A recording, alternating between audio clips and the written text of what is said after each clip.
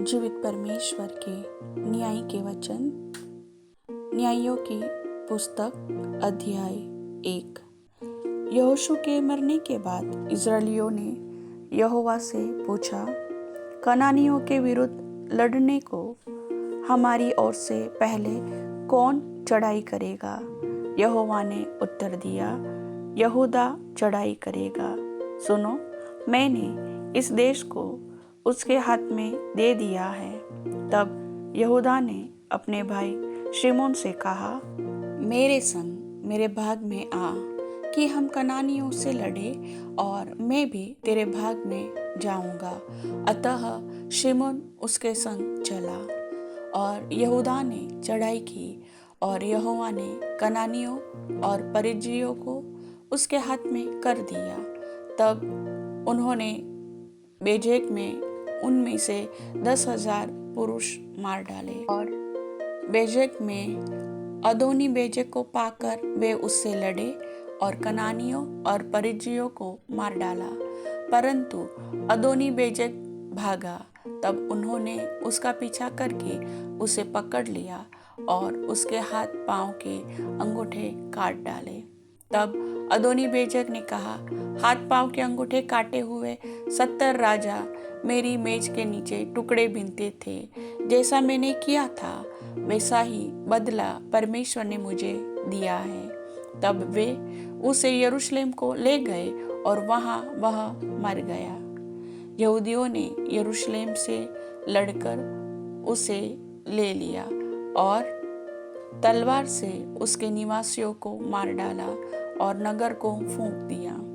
और तब यहूदी पहाड़ी देश और दक्षिण देश और नीचे के देश में रहने वाले कनानियों से लड़ने को गए, और यहूदा ने उन कनानियों पर चढ़ाई की जो हेब्रोन में रहते थे। हेब्रोन का नाम तो पूर्व काल में किरियत अर्बा था, और उन्होंने शैशे, अहीमन और तलमई को मार डाला। वहां से उसने जाकर दबीर के निवासियों पर चढ़ाई की। दबीर का नाम तो पूर्व काल में किरियत सेपेर था।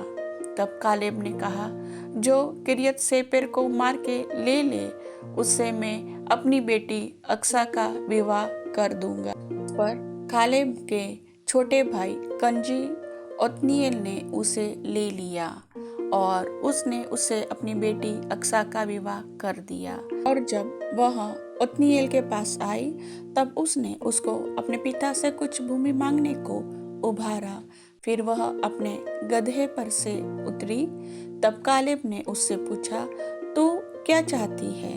वह उससे बोली, मुझे आशीर्वाद दे। तूने मुझे दक्षिण देश तो दिया है, तो जल के सोते भी दे। इस प्रकार कालेब ने उसको ऊपर और नीचे के दोनों सोते दे दिए।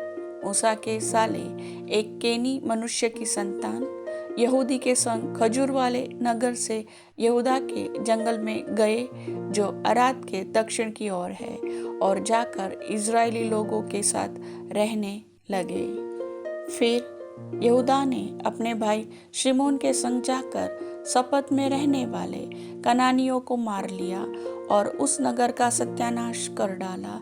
इसलिए उस नगर का नाम होर्मा पड़ा।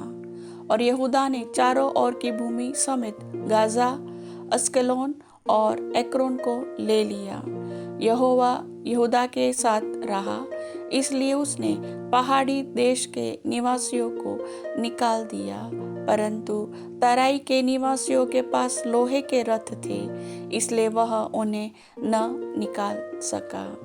और उन्होंने मूसा के कहने के अनुसार हेब्रोन कालेब को दे दिया, और उसने वहां से अनाक के तीनों पुत्रों को निकाल दिया।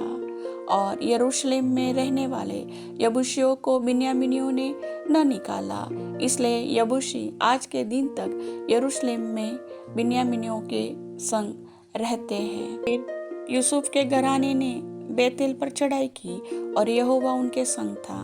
और यूसुफ के घराने ने बेतेल का भेद लेने को लोग भेजे, और उस नगर का नाम पूर्व काल में लूज था। और भेदियों ने एक मनुष्य को उस नगर से निकलते हुए देखा, और उससे कहा, नगर में जाने का मार्ग हमें दिखा और हम तुझ पर दया करेंगे।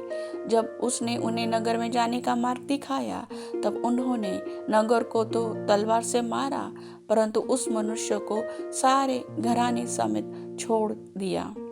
उस मनुष्य ने हित्तियों के देश में जाकर एक नगर बसाया और उसका नाम लूज रखा, और आज के दिन तक उसका नाम वही है। मनश्शे ने अपने अपने गांवों समेत बेतसान, तानाक, दौर, इबलाम और मक्कीदो के निवासियों को न निकाला। इस प्रकार कनानी उस देश में बसे ही रहे। परंतु जब इजरायली सामर्थी हुए, तब उन्होंने कनानियों से बेगारी ली, परंतु उन्हें पूरी रीति से न निकाला। एप्रैम ने गेजेर में रहने वाले कनानियों को न निकाला, इसलिए कनानी गेजेर में उनके बीच में बसे रहे।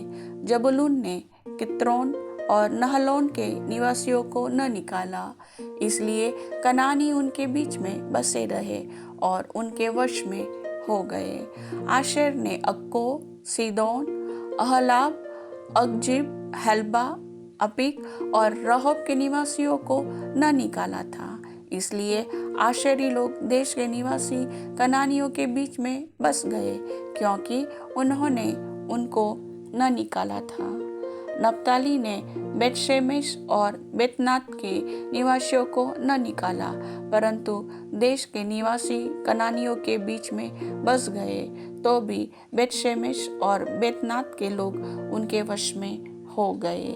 एमोरियों ने दानियों को पहाड़ी देश में भगा दिया और तराई में आने न दिया, इसलिए एमोरी हेरेश नामक पहाड़, अय्यालोन और शालबीम में बसे ही रहे। तो भी यूसुफ का घराना यहाँ तक प्रबल हो गया कि उनके वश में हो गए, और एमोरियों के देश की सीमा अक्रबीम नामक पर्वत की चढ़ाई से आरंभ करके ऊपर की ओर थी। प्रभु वचन के सुनने वाले सभी भाई बहनों को आशीष दे। आमीन।